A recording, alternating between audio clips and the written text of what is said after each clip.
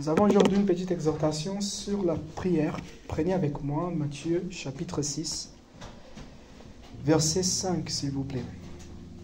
Matthieu chapitre 6, verset 5. Je vais essayer de tenir en 10 minutes. C'est un enseignement que c'est assez spécial pour moi, individuellement, car ça a changé ma vision de la prière. Et j'espère que j'arrive à partager ce que le Seigneur m'a montré il y a quelques années sur ce texte. Amen. Matthieu chapitre 6, verset 5. Lorsque vous priez, c'est Jésus qui parle. Ne soyez pas comme les hypocrites qui aiment à prier debout dans les synagogues et au coin des rues, pour se montrer aux hommes. En vérité, je vous l'ai dit, ils ont reçu leur récompense. Verset 6. Mais toi, quand tu pries, entre dans ta chambre, ferme ta porte et prie ton Père qui est dans les lieux secrets, et ton Père qui voit dans les secrets te le rendra. Verset 7. En priant, ne multipliez pas de vaines paroles comme les païens, qui s'imaginent qu'à force de paroles, ils seront exaucés. Ne leur ressemblez pas, car votre Père sait de quoi vous avez besoin avant que vous le lui demandiez. Voici donc comment vous devez prier. Je m'arrête là pour l'instant et après on va continuer. Les disciples regardaient la vie de Jésus, les résultats que Jésus avait, ils regardaient les miracles. Et ils ont compris une chose. Jésus, très souvent, il partait tout seul, il restait beaucoup de temps en prière. Et moi, je crois vraiment que les disciples ont vu les résultats, ont vu la vie de Jésus, ils ont compris qu'il y avait un lien entre sa vie de prière et sa vie publique. Ok? Et ici, ils viennent à Jésus, ils demandent, enseigne-nous à prier. Est-ce que tu peux nous enseigner à prier? Regarde l'enseignement de Jésus, on va extraire quelque chose d'ici. Il a dit, ne priez pas, il a donné 3 types, 3 identités. Ne priez pas comme des hypocrites et ne priez pas comme des païens. Mais lorsque vous priez, entre dans ta chambre, ferme ta porte et prie ton Père. Il est en train de dire, priez comme des fils. Vous voyez? Ne priez pas comme des hypocrites. Ne priez pas comme des païens, mais priez comme des fils. Aujourd'hui, nous savons que nous avons notre identité, notre filiation avec Dieu. Amen. Nous avons l'identité des fils. Ça, c'est les grandes lignes du message du Nouveau Testament, de la Nouvelle Alliance. Mais à cette époque, non. Personne avant Jésus avait utilisé le terme « prier à ton Père »,« parle à ton Père » pour parler de Dieu. On avait ces termes qui étaient déjà utilisés pour faire mention à un prophète, par exemple. On voyait des gens qui appelaient des prophètes dans l'Ancien Testament « Père ». Mais quelqu'un qui appelle Dieu « Père », c'est la première fois. Et Jésus est en train d'enseigner ça à ses disciples. Alors là, on commence à comprendre un peu pourquoi les pharisiens étaient tellement énervés. Ils regardaient ça, ils ne comprenaient pas. Tout ce qu'ils connaissaient, c'était la loi de Moïse, c'était l'Ancien Testament, donc l'Ancienne Alliance. Ils ne comprenaient pas ça. Jésus est en train de dire, ne priez pas comme des hypocrites, car les hypocrites prient pour être vus. Ils prient pour les statuts des saints. Lorsque quelqu'un demande, ou même lorsque quelqu'un ne demande pas, il les dit, moi cette semaine j'ai prié. Ou lorsque quelqu'un demande, il est toujours prêt à dire, ah oui, j'ai passé 1h30, 3 heures. Mais c'est plutôt pour les statuts de quelqu'un de saint, plus élevé. Il prie pour être vu. Il prie pour les statuts. Alors, Jésus est en train de dire, ne faites pas ça. Si vous le faites, vous avez déjà votre récompense. Vous voulez être vu, n'est-ce pas? Voilà votre récompense.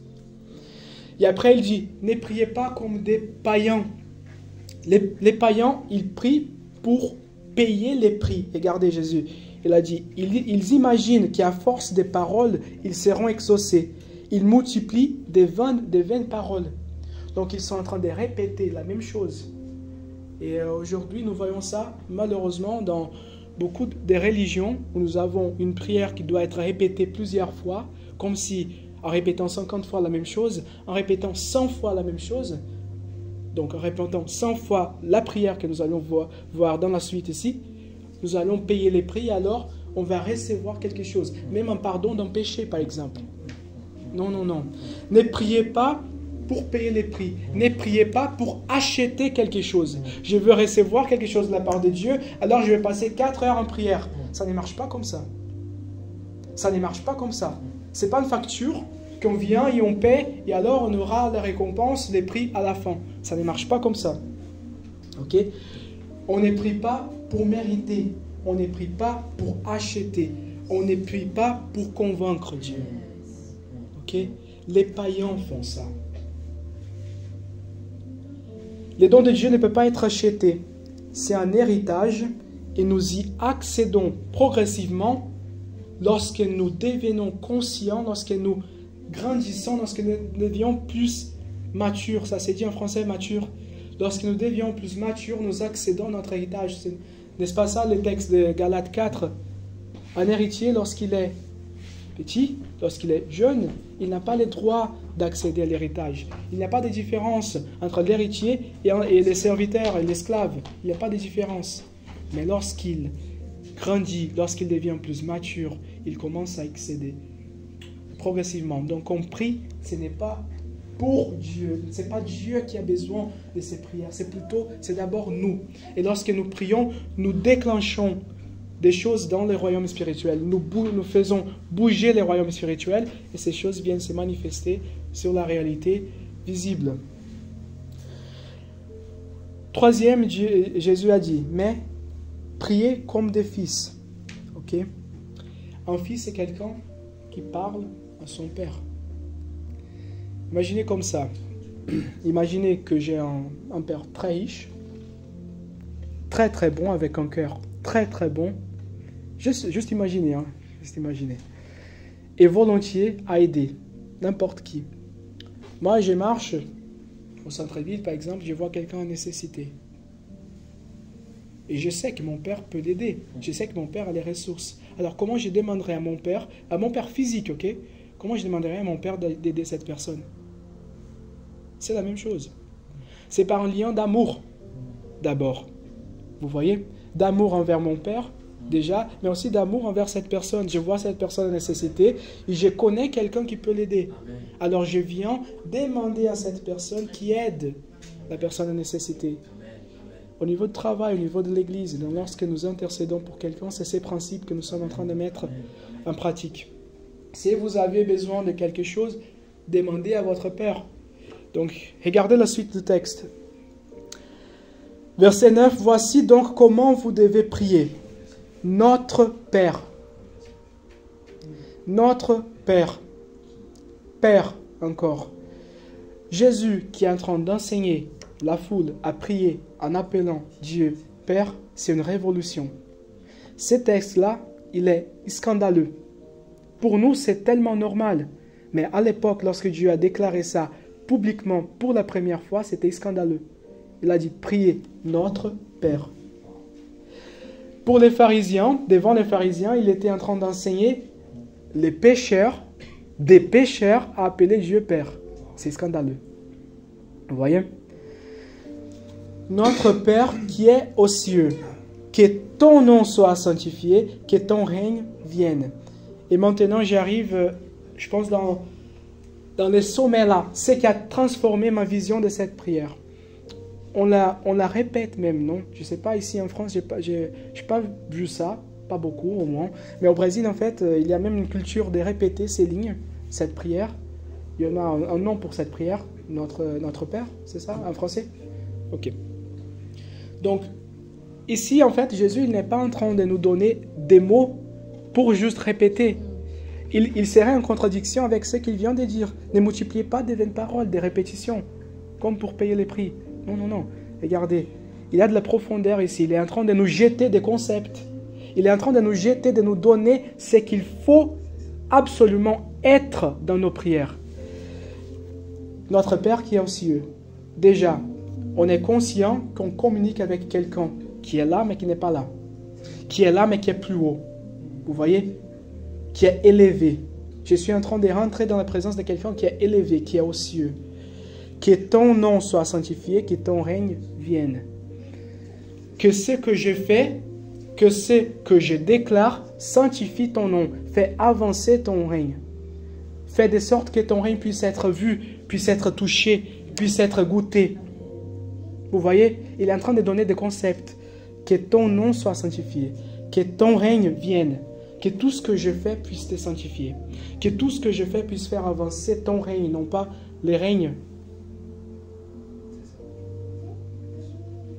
Amen.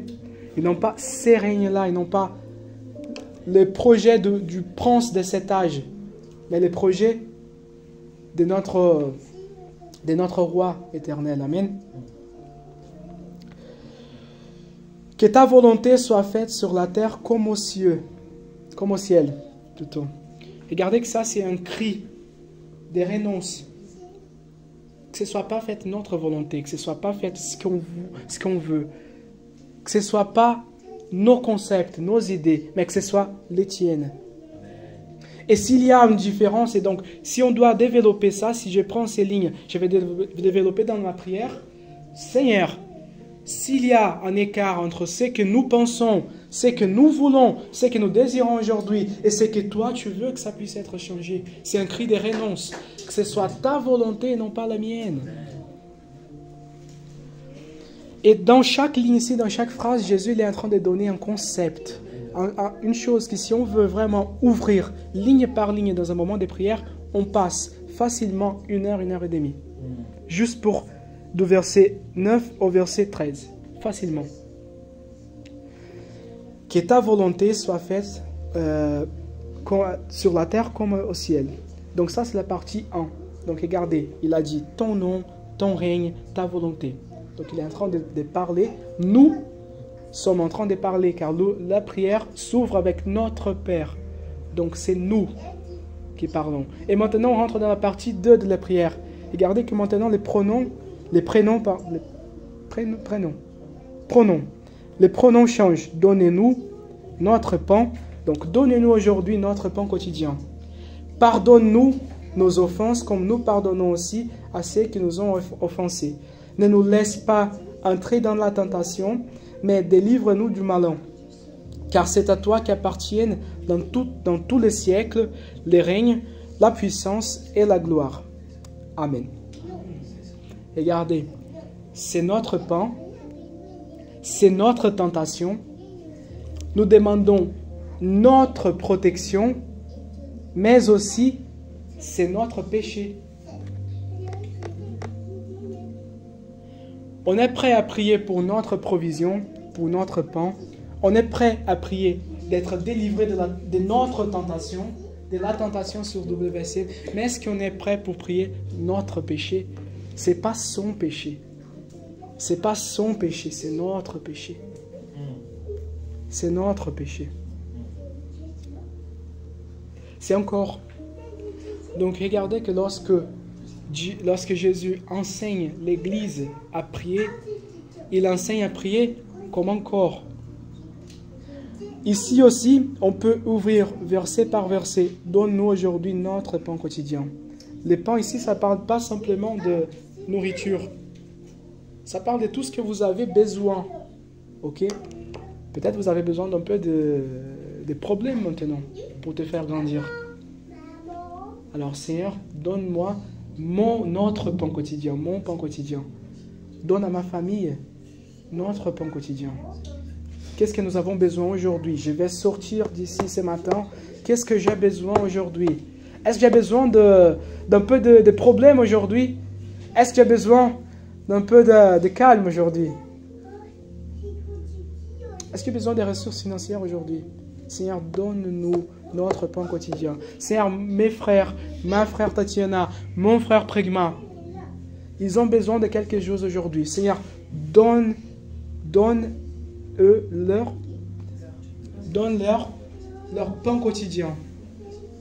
Que tu puisses pourvoir aujourd'hui, Seigneur, ce qu'ils ont besoin. Donc vous voyez, vous ne savez pas comment prier, comment passer votre moment de secret?